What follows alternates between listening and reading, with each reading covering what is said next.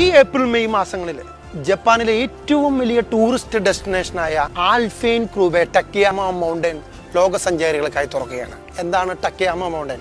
നാം സ്വിറ്റ്സർലൻഡിലെ ആൽപ്സ് പർവ്വതങ്ങളിലേക്ക് കടന്നു പോകുമ്പോൾ ആൽപ്സ് പല സ്റ്റെപ്പുകളായി കേബിൾ കാറിലൂടെ നാം ആൽപ്സ് പർവ്വതത്തിന് മുകളിലേക്ക് എത്തുമെങ്കിൽ ഈ ടക്കയാമ മൗണ്ടൻ്റെ താഴെ ചെന്നാൽ അവിടെ നിന്നും നിങ്ങൾക്ക് പല വിധത്തിലുള്ള 5-10 തരം train, rope way, cable car, train mountain എന്നിവയിലൂടെ ആൽപൈൻ ക്രൂബെ എന്ന മൗണ്ടൻ്റെ ടക്കയാമ മൗണ്ടൻ്റെ ഏറ്റവും മുകളിലേക്ക് എത്തിച്ചു.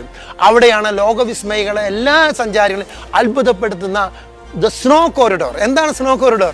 ഏകദേശം 7 നില ബിൽഡിങ്ങിന് ഉയരത്തിലുള്ള മഞ്ഞുപാളികൾ വെട്ടിയൊരുക്കി ഒരു റോഡുണ്ടാക്കി ആ റോഡിലൂടെ പോകുന്ന ഒരു അഭൗമ്യമായ കാഴ്ചയാണ്.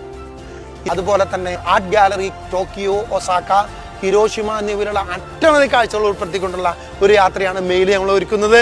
ഇതുവരെ മലയാളികൾ ദർശിച്ചിട്ടില്ലാത്ത ഈ കാഴ്ചകൾ കാണാൻ നമുക്ക് ജപ്പാനിലേക്ക് മെയ് ജൂൺ മാസങ്ങളിലേക്ക് പോകാം. ഇതോടൊപ്പം കൊറിയയെ ഞങ്ങൾ ഉൾപ്പെടുത്തിയിട്ടുണ്ട്. ജപ്പാൻ യാത്രയ്ക്ക് ശേഷം ക്രൂയിസിൽ നമ്മൾ കൊറിയയിലേക്ക് പോകുന്നു. കൊറിയയിലെ ഗാർഡനുകളും കാണുന്ന ഒരു അടിപൊളി യാത്രയാണ് വെന്നീസ് റോയൽ ടൂർസ് നിങ്ങളെ കൈയൊരുക്കുന്നത്. ഏവർക്കും സ്വാഗതം.